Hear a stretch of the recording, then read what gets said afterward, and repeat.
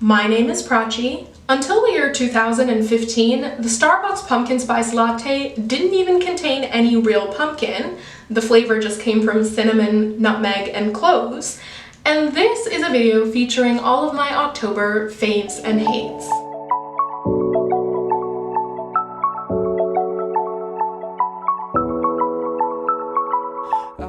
Hi. Hello.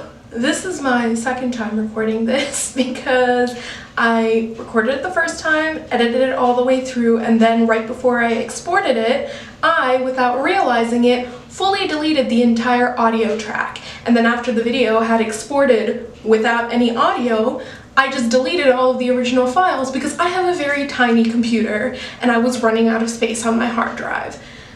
So this entire week I've been like, oh my god, I need to refilm my October favorites. I need to do it. But real talk, like, depression's kind of been kicking my ass this past week. And so what little energy I have had, I've had to like conserve it and use it towards doing the stuff that really matters. Like all of the really basic self-care stuff, like showering, getting up out of bed, eating food, and of course, studying, because I have an economics midterm next week. Do I know what the hell the Heckscher-Ohlin model is? No, but I better figure it out before next Wednesday. But without any further ado, let's get it. Alright, so let's discuss the misses first, then my music hits, then like my beauty hits, which consists more of like a color story or a category of things than of any individual products. With luck, it'll be a relatively short video. So the very first miss I just want to very briefly touch upon is this nail polish. So this is by Essie and it's the shade Ballet Slippers, and this is apparently like one of the most famous nail polish shades of all time. There's even like a rumor out there that like the Queen of England and the royal family and whatnot, like they all wear this shade of nail polish. This is like a demonic nail polish. If you are somehow able to like wear this nail polish and get it to look good on your nails, like you're a wizard. I don't know how you're able to do it because it's like this nail polish doesn't know what the hell it wants to be. It's neither sheer nor opaque. It's just some like weird thing in the middle that ends up looking fugly on my fingers no matter what I try to do. I am not a hater of sheer milky nail polishes. In fact, there are two colors from the brand Essie itself that I absolutely love wearing when I want that sort of like milky jelly look on my fingers. One of the colors is called Mademoiselle, and then the other one is called, worst name ever, Sugar Daddy. Neither Mademoiselle nor Fructose Father give me half as much trouble as this nail polish because there's something about this color, Ballet Slippers, that refuses to go on my fingernails without being streaky. Even if I just put like one coat, it will look almost opaque on some fingers and then patchy and bald and sheer on other fingers. And this continues to happen no matter how many coats of this nail polish I layer on. I have literally put 4 coats of this nail polish on my fingers before in the hopes of achieving something uniform on my fingers, because I don't care if a nail polish is sheer, I don't care if a nail polish is opaque, I don't even care if a nail polish is something in the middle, which is what Essie's Glucose Guardian looks like. What matters to me is that it looked consistent across all of my fingernails, and Ballet Slippers is incapable of doing that. Doesn't matter how careful I am applying this, doesn't matter how many layers of this I put on, this nail polish is just bad at self-leveling. Like, it never looks like a uniform, nice color on my nails. Some of my nails just look bald, and other nails look like they have the most opaque color of nail polish on the world. This nail polish is just bad. In fact, it's as bad as that time when I was like 7 years old and my mom forced my sister and I to take ballet lessons in an effort to make me like a more graceful person. Those were like the worst 6 months of my life, y'all. That Russian lady hated my ass, and with good reason, because I was like a clumsy clown. I was a disgrace to the act of ballet. And the worst part is, I don't even remember any of the ballet knowledge imparted to me over those 6 months. All that's left is the lingering memory of a woman with a really, really strong Russian accent yelling, "Back straight! Back straight!" It was traumatic and horrible, and that's what using this nail polish feels like. Don't do this to yourself. Let the Queen of England have this BS nail polish. I'm good, thanks. Okay, now that I've gotten that out of the way, I'm going to actually add in here a miss that wasn't there the first time around filming because this event had not happened yet. Daylight savings time. Who? What? Wherefore? Like, for those of you who are fortunate enough to not live in the US or Canada, daylight savings time is this like dumb ritual practice where in the spring all of our clocks are turned forward by an hour, and in the fall, like last Sunday, all of the clocks suddenly get turned back an hour. Now, you might be thinking that that's not really that big of a deal, but here's the thing. In the long-running battle between me and my depression was already kind of winning over the past couple weeks. My mood has already been very low, and I'm like struggling to function and get it buoyed up in order to let me just like live my life. Turning the clocks back an hour was the equivalent of taking like a bunch of gasoline and just throwing it on top of my depression. The fact that this whole like daylight savings clock turning back an hour thing happened means that it now gets dark at 5:15 in the evening. Who asked for that? Who does that help? Like, why? I don't know which clown invented daylight savings time, and I refuse to look it up as the fun fact for this video out of pure spite, because screw that dude. A curse on him and his entire family. The last thing I would just like to say is pumpkin spice latte, overrated.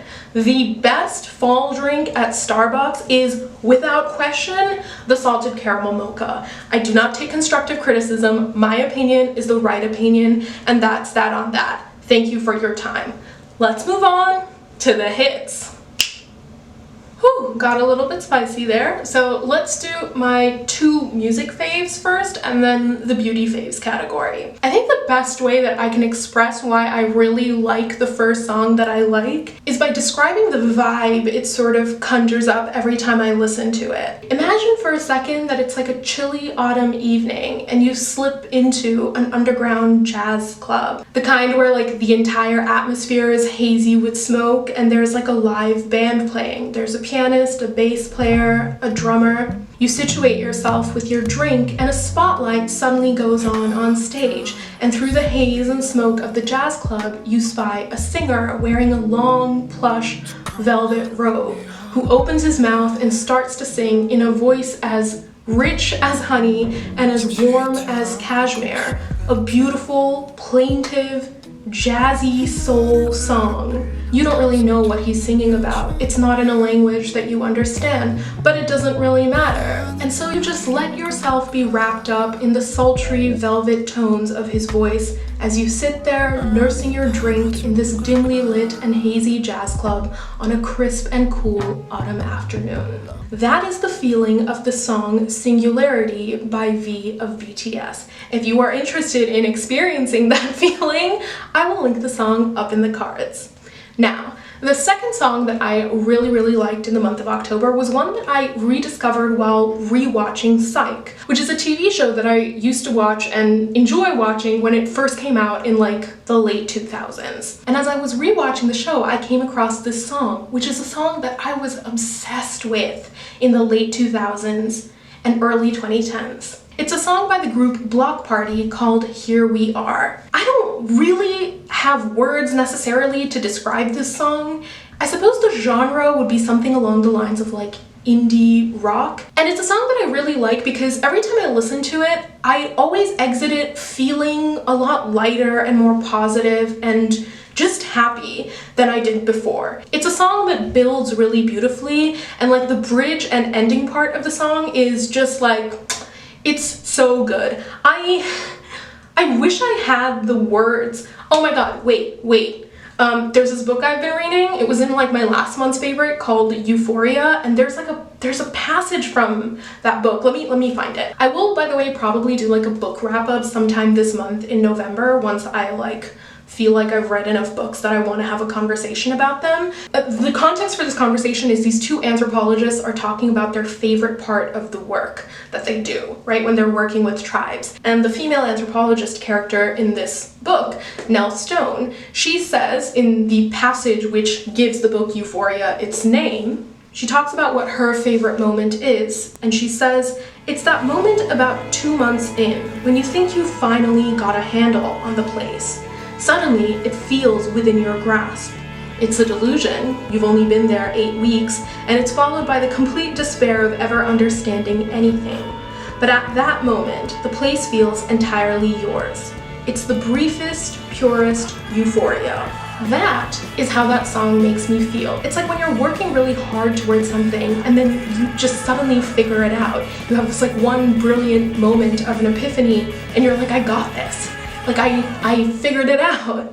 And you feel simultaneously like lighter than air and yet like stronger than anything. And that is the feeling that this song gives me. Especially the ending part of that song where one of the literal refrains is, "I figured it out, I'm seeing it now." Wow, I'm suddenly like very, very glad that I had to like refilm all of this, because last time I struggled for like 15 minutes to try and figure out how that song made me feel. And it was only this time around that I suddenly remembered the passage from the book and I was able to just crystallize why it is I like the song. So here we are. A lot. So those are my music faves. Let's move along to the beauty faves. God, my hair is driving me insane. I hate its current length and I'm just suffering through it because I'm like, you're trying to grow your hair out, Prachi. Don't be rash. Don't cut all of your hair off. It's okay. You got this. Just get through this. That's been my approach for the entire month of October. Like, just get through this. It'll get better. All right. So beauty-wise, I have one entire like genre or category or something, and then one very specific product. So I suppose I should get the one specific product out of the way. And that product like has to be mentioned, obligatory in any October favorite I ever do. So that product is actually this loose eyeshadow pigment. It's the color that I'm currently wearing on my eyes, and I found that no camera ever does this color any justice because it's this really rich dark brown packed with a bunch of multicolor shimmer and glitter.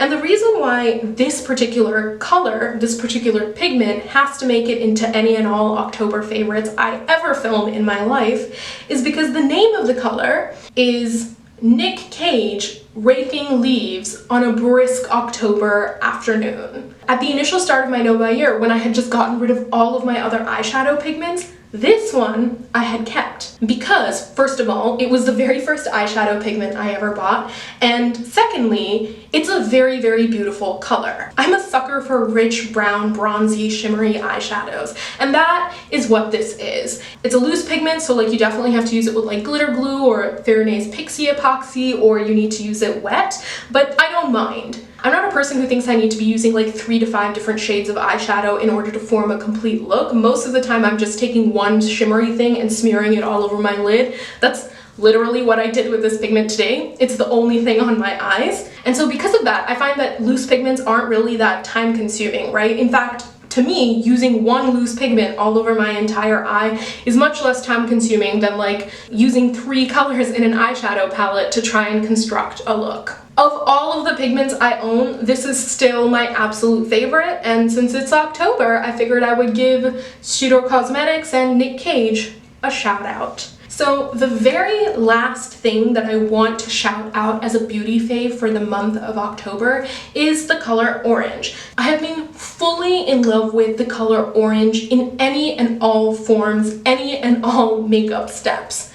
I've been wearing orange tones on my cheeks super frequently with these 2 orange blushes I own. I've also been wearing them all over my eyes. I have so many orange eyeshadows, so this is just a sample of some of the single eyeshadows I own in the orange family. But I of course also own like a bunch of other eyeshadow palettes and even a couple like loose pigments that are really beautiful shimmery orangey colors. And then lastly, and most significantly, I've also been wearing orange a lot on my lips. I own precisely 3 orange lipsticks, and they're 3 very, very different tones of orange. This one is a straight up orange, this one is an orangey red, And this is like a burnt brick tone terracotta-ish orange. I have been wearing all three of these colors, from the really, really bright one all the way down to the very, very burnt one, this entire month. Anytime I haven't been wearing this style of a look, like this very dark brown smoky pigment and a nude tone lip, I have been wearing one of these orange lipsticks. I've actually ended up using this very, very bright orangey color a lot throughout the month of October. You would think this is supposed to just be like a summertime color,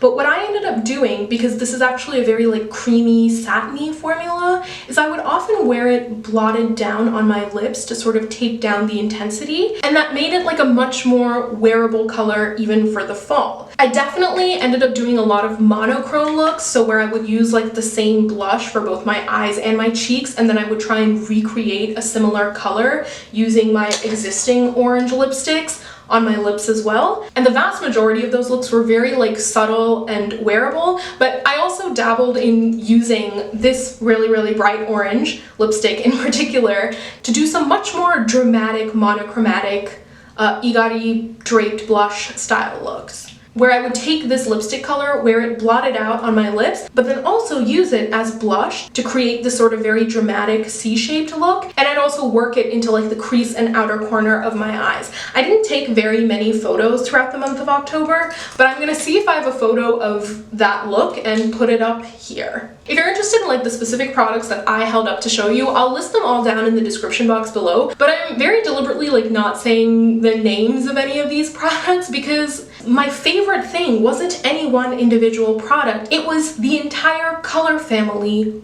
orange. And there were a lot of times throughout this month where I maybe wanted like a very specific orangey look on my eyes or on my cheeks or on my lips, and I didn't actually own the perfect product to achieve that look. And so I ended up sort of like mixing and matching and like layering a bunch of different products that I had. So for example, both orange blushes that I own are a very burnt orange color. I also don't have any matte orange blushes. All of my orange blushes are really shimmery. And so when I wanted a more toned down matte orangey look, I ended up using these matte orange eyeshadows, right? Like I got creative.